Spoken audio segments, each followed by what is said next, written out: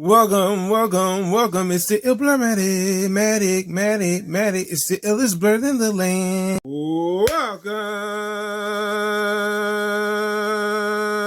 Welcome back to Ill Blur Matic. What is going on? Thank you so much for commenting, liking, subscribing. Let's get into it. Today's new video is something I haven't done in a long time. Let's get into it.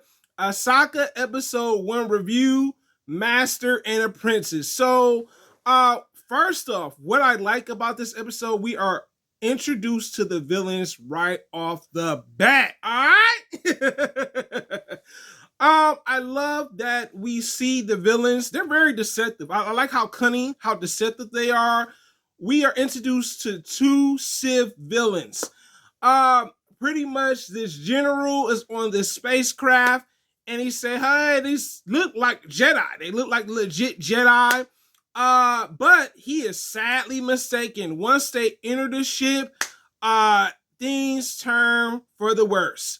We're introduced to Balon and also Shin Hati, Master and Apprentice. One reason why he probably thought that they were Jedi, because they had the Jedi robe. So they had the Jedi-ness to them because they had the brown robes.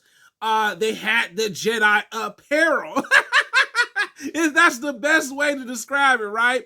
Also, the ship had a Jedi look to it. So they played the part really well for villains. I like Ray Stevenson's performance as Balin. He's kind of the quiet, strategic type of like Sith. Not as aggressive as Sith that we've seen in like Star Wars series or even movies, as a matter of fact. And we're also introduced to his apprentice or Padawan, Hati. Woo, Hati, she's cold-hearted. Like, I love that she's very silent. She doesn't have much dialogue, but it works. She looks very fierce. We see them kill off some of the people on this spacecraft, and pretty much them rescuing a space witch. Like, what? A space witch? Yeah. So that's a part of the Star Wars lore now, right? Very interesting. Now, let's get into the next part of what I actually liked about this episode. Ahoska setup.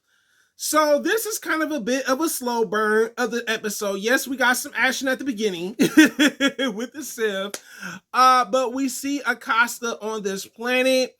She cuts open an entrance with her actual white lightsaber that she has. Well, really 2 white lightsabers, excuse me. And the thing is, pretty much once she goes in like this like temple that's like kind of has some type of map in it, she's trying to figure out how to acquire the map.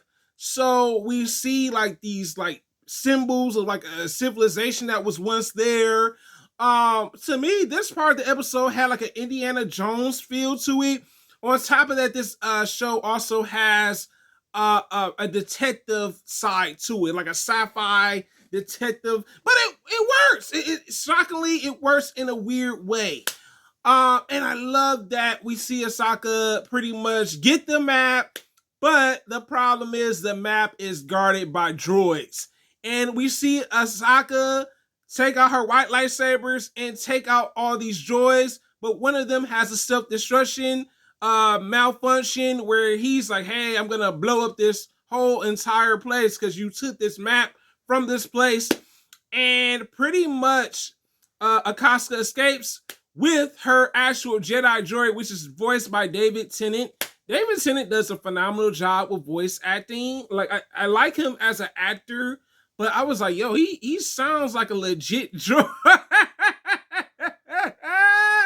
I said, yo, this man is GOAT right here. This is GOAT right here. You giving GOATness. But it works.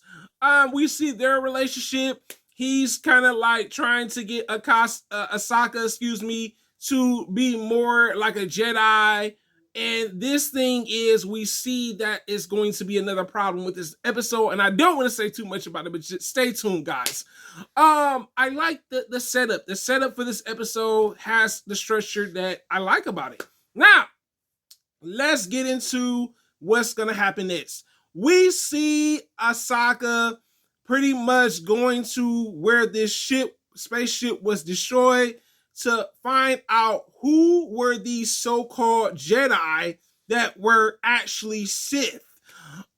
She finds out that Baylan was a former Jedi, you know what I'm saying, during the Clone Wars. So it does kind of tie into certain other Star Wars stuff, and probably the Star Wars, the Rebel series that came out.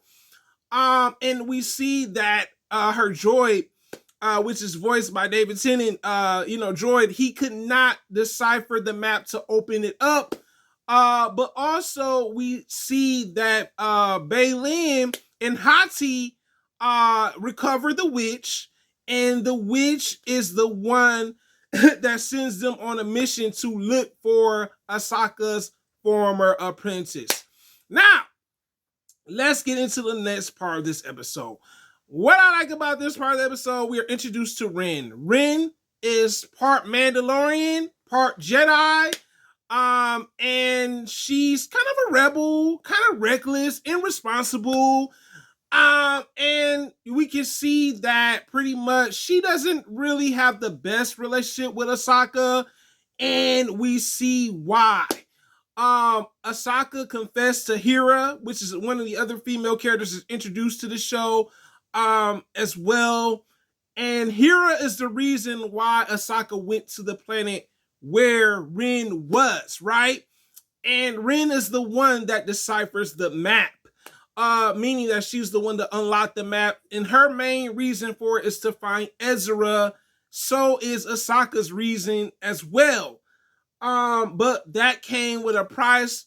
Once Ren opened the map, Joyce and also Hati has returned. And I gotta say, I love the action between Hati and Ren with the lightsaber action. We can tell that they're both apprentices, but Hati's a little bit more deceptive when it comes to using the lightsaber.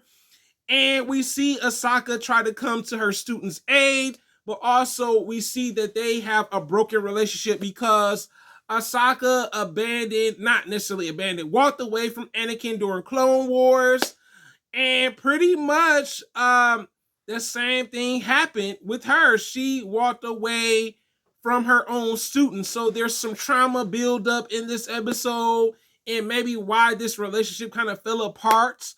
But overall, I'm highly impressed with this show. I thought this was a really good episode. First episode, very nice structure. Yes, some action, some detective work, sci-fi. It's Star Wars after all. But you guys tell me in the comments, have you seen Ahsoka? Or you plan on seeing Ahsoka? You tell me in the comments, guys. This is a Blur, Living the World. Thank you so much for commenting, liking, subscribing, also fully watching the video. And I'm out.